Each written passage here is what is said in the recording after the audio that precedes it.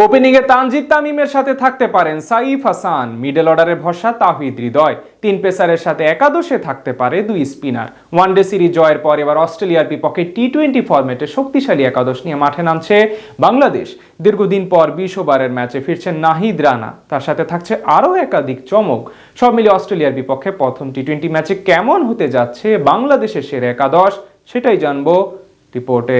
অস্ট্রেলিয়ার বিপক্ষে ওয়ানডে ফরম্যাটে ইতিহাস গড়েছে বাংলাদেশ ক্রিকেট দল। প্রথমবারের মতো এই ফরম্যাটে সিরিজ জিতেছে লাল সবুজ প্রতিনিধিরা। এবার মিশন টি-20 সংস্করণে। যদিও এই ফরম্যাটে এর আগে 2021 সালে অজিদের সিরিজ হারার লজ্জা দিয়েছিল সাকিব রিয়াদরা, এবার ঘরের মাঠে আরও একবার তাদের হারানোর সুযোগ পাচ্ছে লিটন বাহিনী।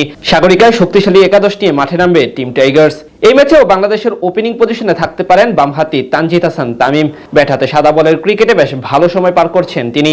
শেষ কয়েক বছরে জাতীয় দলের নিয়মিত সদস্যে পরিণত হয়েছেন এই ব্যাটার। তার সাথে থাকতে পারেন ডানহাতি সাইফ হাসান। ওয়ানডে ফরম্যাটে সময়টা একেবারে খারাপ গেলেও টি-20তে বলা চলে নিজের চেনা ছন্দে আছেন সাইফ। যদিও গেল নিউজিল্যান্ডের বিপক্ষে 3 ম্যাচে তেমন ভাবে প্রত্যাশা অনুযায়ী ব্যাট করতে পারেননি তিনি, তবে এই সিরিজে তার উপর থাকবে বাড়তি দায়িত্ব এবং চাপ। 3 নম্বর পজিশনে আস্থার নাম হতে পারেন অধিনায়ক লিটন কুমার দাস। ব্যাটাতে তিনি অবশ্য আছেন দারুণ ছন্দে। ওয়ানডে সিরিজেও দারুণ ব্যাট করেছেন এই উইকেট কিপার ব্যাটার, তাই অধিনায়ক এবং দলের মূল ব্যাটার দুদিক থেকেই তার উপর থাকবে বাড়তি দায়িত্ব। মিডল অর্ডারে দেখা যেতে পারে পারভেজ হোসেন ইমনকে। ওপেনিং পজিশন থেকে 4 নম্বরে এসে বেশ ভালোই পারফরমেন্স করছেন তিনি। শেষ 2 বছরে দলের অন্যতম সেরা রানের মালিক এই ব্যাটার। সদ্য শেষ হওয়া ঢাকা প্রিমিয়ার লিগে শেষ ম্যাচে খেলেছেন 150 রানের ইনিংস। তার সাথে মিডল অর্ডারে আরেক আস্থার নাম তাওহিদ হৃদয়। শেষ 5 ম্যাচে জোড়া হাফ সেঞ্চুরি হাঁকানো হৃদয় অস্ট্রেলিয়ার বিপক্ষে সিরিজে শেষ ওডিআই ম্যাচেও করেছেন 50। সব মিলিয়ে এই সিরিজে টাইগারদের মিডল অর্ডারে ভরসা হতে পারেন তিনি। তাদের সাথে ফিনিশার হিসেবে থাকতে পারেন শামীম হোসেন পাটোয়ারি। নিউজিল্যান্ডের বিপক্ষে গেল সিরিজে 2 ম্যাচে 34 রান করলেও তার স্ট্রাইক রেট এমন পারফরমেন্স ছিল ম্যাচ জয়ের অন্যতম বড় কারণ। সেখান থেকে এই সিরিজেও তার কাছ থেকে তেমন ইম্প্যাক্টফুল পারফরমেন্স আশা করছেন সবাই। তাদের সাথে 2 স্পিনার হিসেবে থাকতে পারেন শেখ মাহাদি হাসান ও রিশাদ হোসেন। বর্তমানে টি-20 ফরম্যাটে বাংলাদেশের অন্যতম আস্থার নাম এই দুইটি।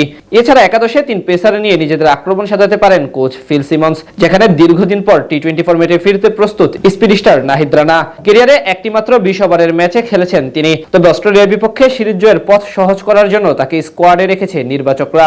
তার সাথে প্রথম ম্যাচের একাদশে থাকতে পারেন শরীফুল ইসলাম ও কাটার মাস্টার মুস্তাফিজুর রহমান, 2 বামহাতি দলের অন্যতম গুরুত্বপূর্ণ সদস্য। সব মিলিয়ে অজিদের বিপক্ষে বেশ শক্তিশালী এবং ভারসাম্যপূর্ণ একাদশ নিয়ে মাঠে নামবে বাংলাদেশ দল।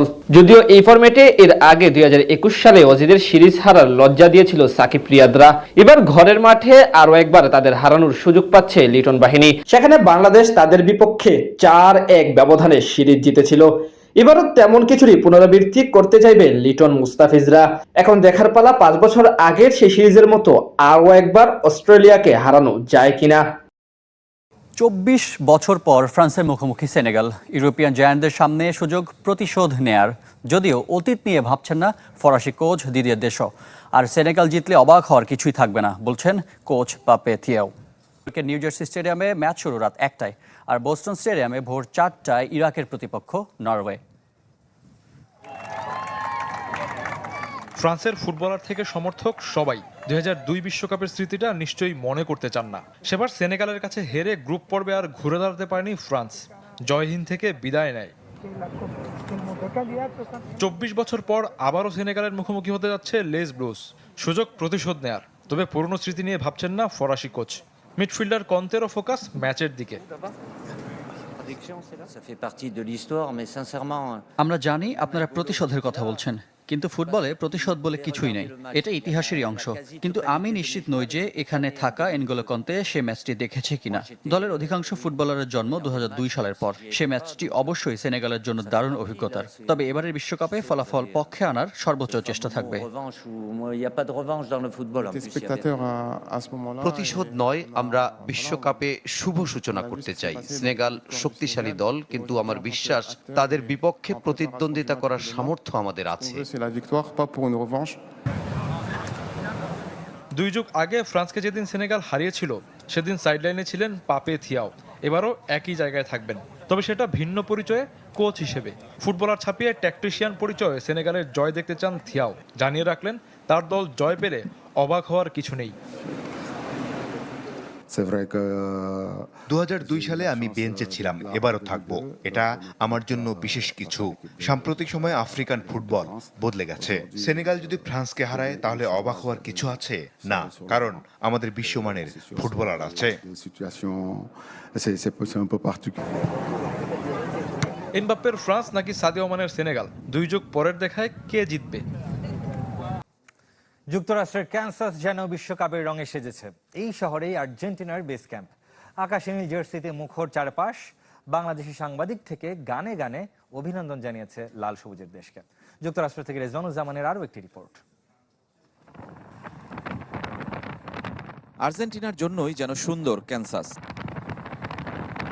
বিমানবন্দর থেকে বিশ্বকাপের উত্তাপের দেখা মেলে। ব্যানার, হোর্ডিং, ফিফা স্টোর সবকিছুই জানান দিচ্ছে গ্রেটেস্ট শো অন আর্থের ভেন্যু এই শহর। তার চেয়েও বড় আলবি সেলেস্তেদের নীল ঢেউ। আকাশী নীল জার্সিতে মুখর চারপাশ। গান, আড্ডায় মাতিয়ে রেখেছে আর্জেন্টিনা সমর্থকরা। স্রোতের মতো আসছেন তারা নানা প্রান্ত থেকে। পরিচ্ছন্ন সাজানো গোছানো শহরে উত্তাপের বাড়াবাড়ি না থাকলেও সবাই জানে বিশ্বকাপ হচ্ছে। 94-এর সাথে 26-এর এটাই পার্থক্য।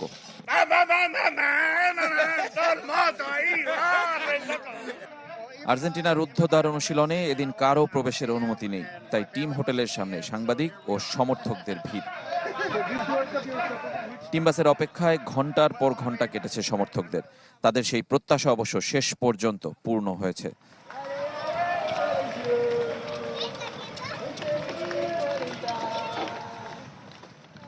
বাংলাদেশি শুনেই সমর্থকরা গানে গানে অভিনন্দন জানিয়েছে লাল সবুজের দেশকে।